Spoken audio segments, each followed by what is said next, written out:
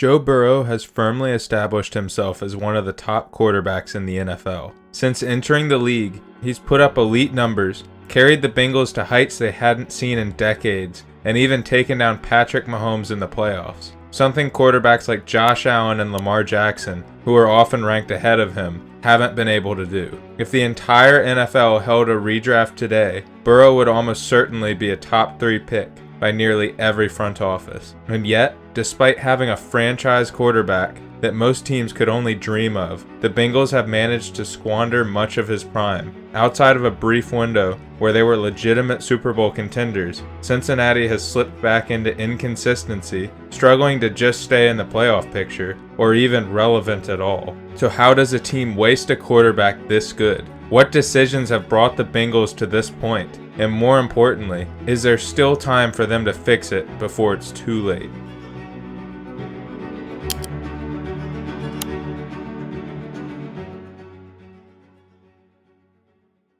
Before we dive into all the many problems this team has, let's start with the obvious. The Bengals have an elite quarterback in Joe Burrow and one of the best wide receiver groups in the NFL. On paper, that should be enough to make them a playoff contender every single year. But the problem is, that's about where the good things end. The offensive line has been a disaster from day one. This season, PFF has them ranked 31st, and that's not some fluke. It's been their identity since Joe Burrow was drafted. According to ESPN's pass block win rate, the Bengals haven't ranked higher than 27th in pass protection once during his career. That's why you get games like week 1 of his rookie season, where Burrow was sacked 3 times and hit 7 more in his very first start. Or the infamous 2021 Super Bowl run. Yes, they made it, but Burrow was sacked 19 times in just 4 playoff games, including 7 times in the Super Bowl itself. That wasn't bad luck. That was a predictable result of years of neglecting the line.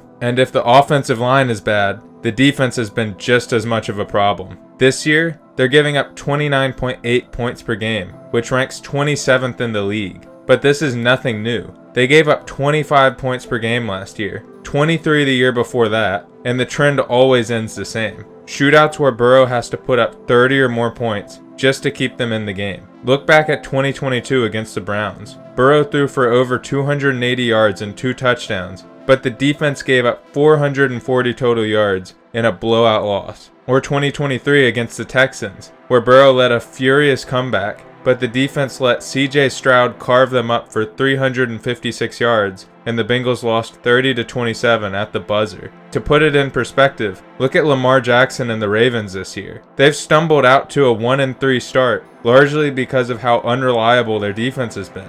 That's frustrating for Ravens fans, but for Burrow and the Bengals, that's been their reality for 3 straight seasons. He's always in a race against the clock, always trying to outscore both the opponents and his own team's flaws. So the problems on the field are obvious, but the bigger issue runs deeper. It's management. The Bengals front office has been run about as poorly as you'd expect if a kid playing Madden took over. Flashy moves at skill positions, but very little care for the actual foundation of the team. Take the offensive line, for example.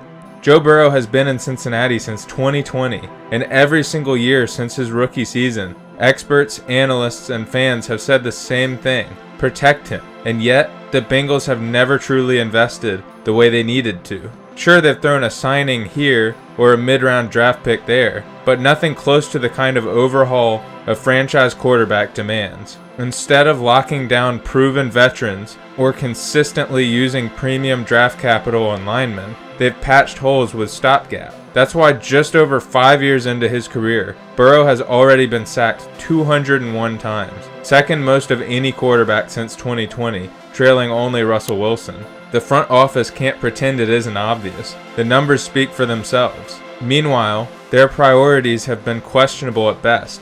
Cincinnati has gone all in on keeping their wide receiver room intact, making sure to throw money at T. Higgins and Jamar Chase, while already having a good receiver room even if they did lose one of them. Don't get me wrong, it's one of the best receiving corps in the NFL, but what good is the best receiver room in football if your quarterback doesn't even have the time to get the ball to them? Instead of spending resources to protect Burrow or strengthen defense that's been bottom tier for 3 straight years, the Bengals doubled down on the one area of the team that didn't need fixing. And even when it comes to the talent they do have, this front office doesn't exactly make life easy. Their best defensive player, Trey Hendrickson, has had to fight tooth and nail for contract stability. He's been one of the lone bright spots on a defense ranked near the bottom of the league year after year, and instead of making him a cornerstone, the Bengals dragged their feet. Even their 2024 first-round pick, defensive end Shamar Stewart, nearly didn't get signed on time because the team tried to slip in contract clauses that would void guaranteed money. For a franchise already notorious for being cheap, it was another moment that exposed how little they're willing to do to secure and support the player they desperately need. This is the core problem. Cincinnati isn't just ignoring weaknesses, they're actively mismanaging priorities. They're obsessed with keeping their receiver group ranked number 1 in the NFL, but at the same time, they can barely do the bare minimum at the positions that would actually elevate the team, the offensive line and the defense. And the end result? Burrow keeps taking hits, the defense keeps bleeding points, and the Bengals keep wasting one of the best quarterbacks in football. Quick timeout. If you're enjoying this breakdown and want more deep dives like this every week, make sure to hit that subscribe button. It really helps the channel grow, and it guarantees you won't miss the next one. Back to the video. Of course, you can't talk about the Bengals' struggles without mentioning Zac Taylor. On paper, he's been the most successful Bengals coach in decades. He helped guide them to back-to-back AFC championship games and a Super Bowl appearance. But peel back the surface and the cracks start to show.